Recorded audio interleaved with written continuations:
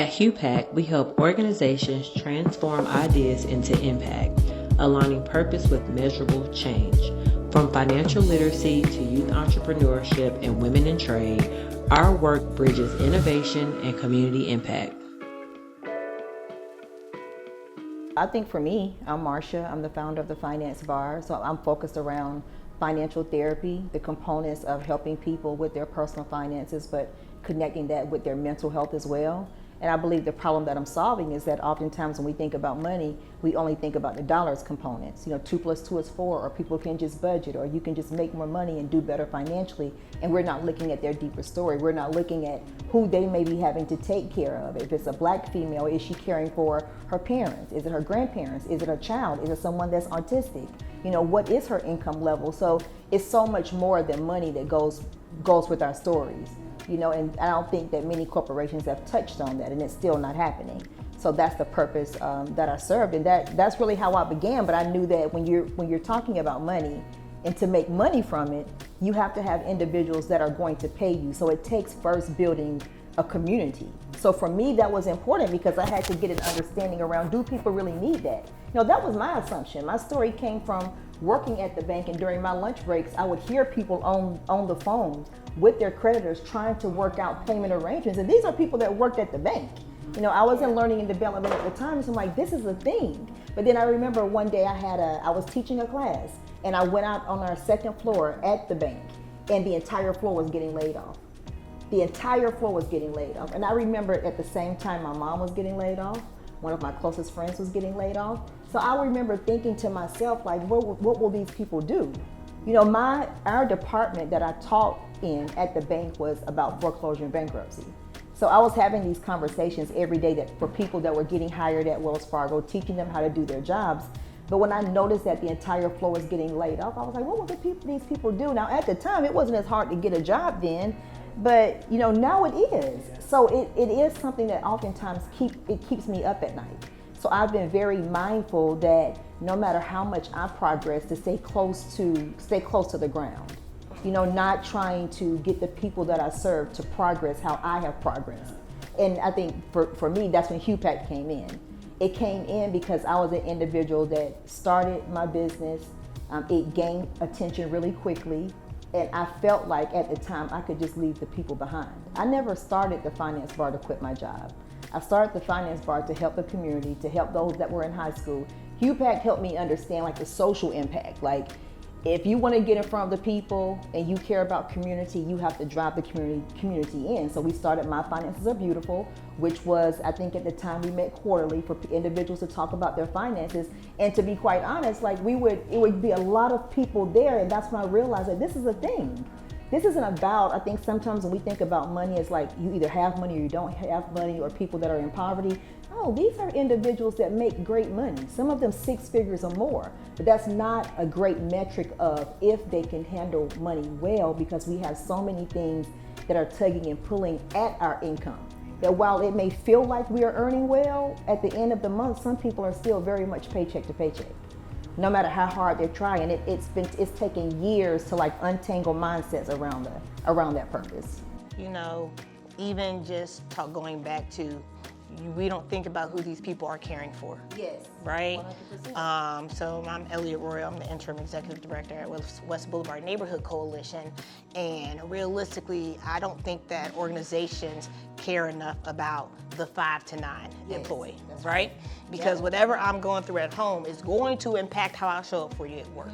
And when you're talking about expenses, we're thinking about communities that are historically underserved and underserved or just not served at all, having to take care of their siblings, grandparents, neighbors, right? We've all had this community mentality, and I think that food in particular is something that we don't think enough about as a hindrance or an accessible component to all. Right? I think food is like the new age version of segregation. Your zip code really determines what you get access to, right? And your income determines what you have access to as well. You can make 6 figures, but if you're taking care of 10 people, I do need SNAP. Yes. That's right? You're but if someone is just looking at the pay stubs, you may not meet these qualifications, but I'm hungry, and the people around me are hungry, right? So What I was introduced to Huepact was actually because I was working as a food access coordinator in Mecklenburg County, and I was really saturated in the Bettysville Road area, working to bring a Black farmers market there, the Rosa Parks Farmers Market, and just empower that community. And because of that experience, where we on West Boulevard had started a program called Seeds for Change, where we employ youth 14 to 17 every summer and teach them our version of urban agribusiness, right? Where they grow produce for their community and they sell it in a farmer's market stand, because the area didn't have a grocery store for over 36 years. So we're having to pull ourselves up by our own bootstraps. We're having to build the boot from the rubber and on up, right? And that's what these communities have to do. So while people are coming to us sometimes and providing education, you can talk to me about food access all the time, but unless you're willing to put an impactful solution in place, then we're just talking. Metrics, right? Our community in particular has almost 3 times the county average of SNAP recipients. With that type of data, corporations you would think would want to come and care about people, but they're not. Those jobs weren't even caring about people, right? You're laying off offices now. Maybe you might have some, hey, here's some financial literacy support, or after we laid you off, here's the things that come in your package.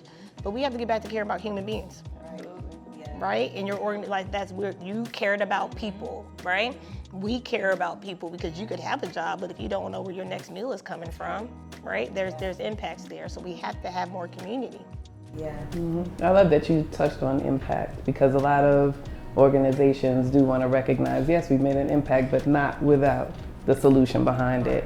So I'm Kim Lindstrom. I'm the external engagement manager for She Built This City. Pretty much handle all of the marketing and branding behind the organization, but we're such a small organization that we have our hands in everything. So over the term of me being there, I've been learning, all these different aspects that I probably would have, just taken no consideration for. But one of the things that attracted me to She Built This City is that they had a solution. We're a barrier removal program, workforce development program, specifically for women to enter into the trade industry, against all odds. So, one of the things that had definitely spoke to me is that you're coming from the corporate world, working in a male-dominated industry. I needed a break because I felt like I wasn't being heard. It was a lot of passing over, and that just became tiring after a while. So coming across a organization that specifically was like, if you are a woman in need, and then you gotta feed your kids, like you said, you have bills to pay, you want to try to build legacy. We can do something about that if you're willing to, go through the program. So with the pre-apprenticeship program, most people think, it was something that was needed just to give light to women need more jobs. And we absolutely did. But our main premises is to carry on that legacy and have them maintain it with financial literacy. And I haven't even thought of food insecurity, but that's another thing that we do is all of the participants through the program, we feed them, we give them breakfast, for the daytime classes, we give them dinner for the nighttime classes. But I think our connection with Huepact is that, we both honored women, whether they be young women up until old women, and that connection was very strong. So, thinking back as to why I got into nonprofit at any, for any reason, was the fact that I'm a mom of 2 girls. And, something just spoke to me about being someone that they can look up to and seriously feel like, you're doing something to make a difference. So, we have all these women that are like making all these milestones, and we're getting them jobs, and, it's definitely very successful. But then again, they go right back into facing all the things that we were facing before. So it is a lot of, male dominance that takes over. There's so many different things. They're taking care of so many different things at home, people, let alone trying to find something to eat, trying to find a way to pay their rent, that they just get frustrated. And it's like, I can't do this, So oftentimes we get some women that kind of come back, and we're willing to take them in. And by doing so, I think we've developed a stronger, organization behind that for sure.